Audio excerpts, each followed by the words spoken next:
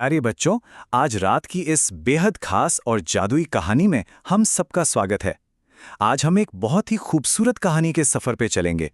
तो बस आराम से लेट जाइए, इस प्यारी सी कहानी को सुनिए और फिर हम धीरे धीरे एक मीठी नींद की वादियों में खो जाएंगे। अच्छा, एक बात बताइए, क्या हमने कभी किसी ऐसी जादुई जगह की कल्पना की है, जहां छोटे बच्चे और शेर के बच्चे आपस में बातें कर सकें? एकदम इंसानों की तरह।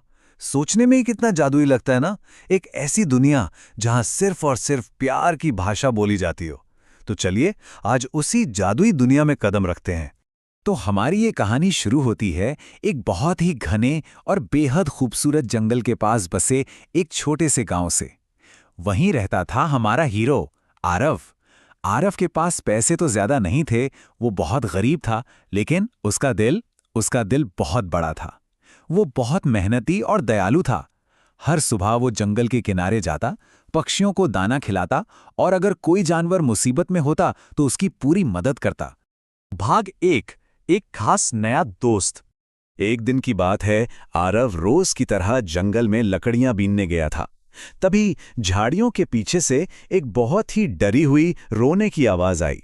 बचाओ, कोई मेरी मदद करो। आरव थोड़ा डरा, लेकिन उसने हिम्मत दिखाई और आगे बढ़ा। पता है उसने वहां क्या देखा?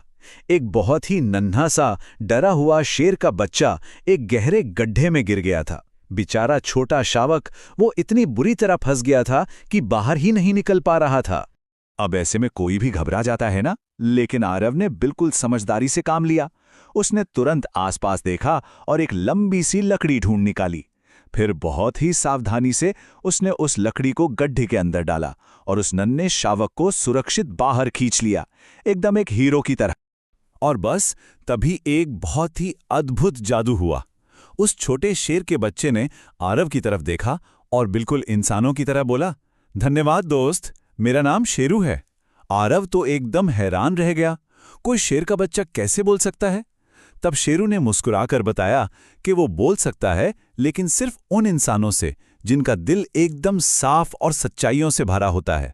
बस फिर क्या था, उस जादुई दिन के बाद से आरव और शेरू एकदम पक्के दोस्त बन गए। वो हर दिन जंगल में मिलते, एक साथ खूब खेलते और पूरे जंगल में मजे से घूमते। वो एक दूसरे के बिना रह ही नहीं सकते थे।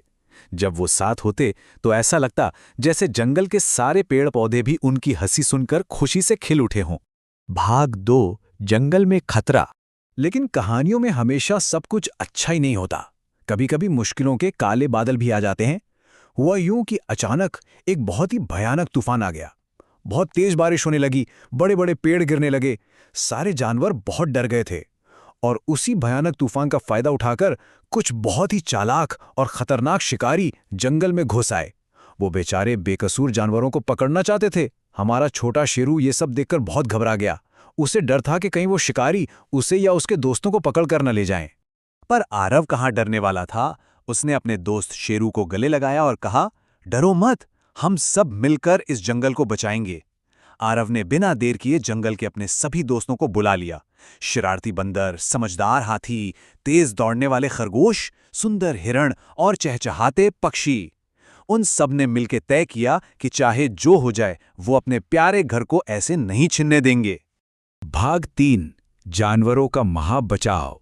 अब जरा उनकी होशियारी देखिए, क्या कमाल की योजना बनाई थी सबने मिलकर। हाथियों ने अपनी ताकत का इस्तेमाल किया और बड़े बड़े पेड़ रास्ते में ही गिरा दिए ताकि शिकारी आगे बढ़ ही न सके। उधर शरारती बंदरों ने शिकारियों के बैग ही गायब कर दिए और हमारे पक्षी दोस्तों ने आसमान से अपनी तेज आवाज में शोर मचा मचाकर पूरे जंगल को सावधान कर दिया। सच में, जब सब मिलकर काम करते हैं तो कोई भी मुश्किल बड़ी नहीं लगती। लेकिन वो शिकारी भी बहुत चालाक थे। इतनी सारी कोशिशों के बाद भी उन्होंने धोखे से छोटे शेरू को एक बहुत ही मजबूत जाल में फंसा ही लिया। शेरू बहुत जोर से चिल्लाया, आरव, मुझे बचाओ।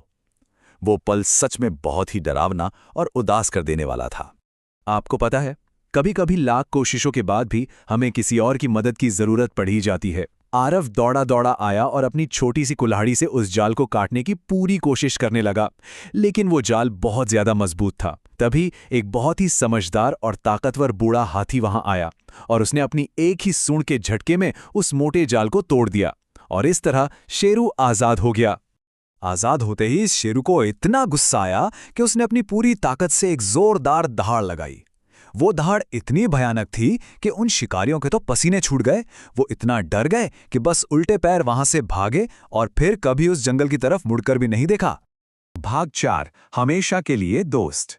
शिकारियों के जाते ही जंगल में खुशियों की लहर दौड़ गई। सारे जानवर खुशी से झूमने लगे। उस बूढ़े हाथी ने कहा कि आज आरव ने यह साबित कर दिया है कि इंसान और जानवर बहुत ही प्यारे और सच्चे दोस्त बन सकते हैं। और सबसे अच्छी बात क्या हुई पता है? उस बहादुरी भरे दिन के बाद गांव वालों और जंगल के जानवरों के बीच हमेशा हमेशा के लिए पक्की दोस्ती हो गई। इंसानों ने जानवरों को परेशान करना बिल्कुल बंद कर दिया। चारों तरफ बस शांति और प्यार ही प्यार था। धीरे धीरे समय बीतता गया। कई साल गुजर गए और हमारा प्यारा आरव बड़ा होकर जंगल का रक्षक बन गया। उसे सब प्यार से जंगल का बहादुर दोस्त बुलाने लगे। और हमारा शेरू, वो भी बड़ा होकर अपनी बहादुरी और ताकत से पूरे जंगल का राजा बन गया। लेकिन राजा बनने के बाद भी उन दोनों की वो बचपन की प्यारी सी दोस्ती बिल्कुल नहीं बदली। वो हमेशा वैसे ही पक्के दोस्त रहे। आज भी हर शाम जब सूरज ढलने लगता है तो आरव और शेरू जंगल की उसी शांत नदी के किनारे आकर बैठ जाते हैं। वो चुपचाप उस डूबते हुए सूरज की सुनहरी रोशनी को देखते हैं और एक दूसरे को देखकर बहुत ही प्यार से मुस्कुराते हैं। उनकी उस जादुई दुनिया में अब सिर्फ और सिर्फ सुकून है और एक ऐसी दोस्ती है जिसे कभी कोई नहीं तोड़ सकता। तो अब जब धीरे धीरे हमारी आंखें नींद से भारी हो रही हैं, तो इस एक छोटे से प्यारे सवाल के बारे में जरूर सोचिएगा। कल सुबह जब सूरज निकलेगा तो हम सब भी आरव की तरह इस प्रकृति और इन बेजुबान जानवरों के अच्छे दोस्त कैसे बन सकते हैं। सोचिए कि हम कैसे अपने छोटे छोटे कामों से इस धरती को और भी खूबसूरत बना सकते हैं। इसी मीठे से सवाल के साथ आप सबको शुभ रात्रि। आराम से सो जाइए और बहुत ही प्यारे और मीठे सपने देखिए।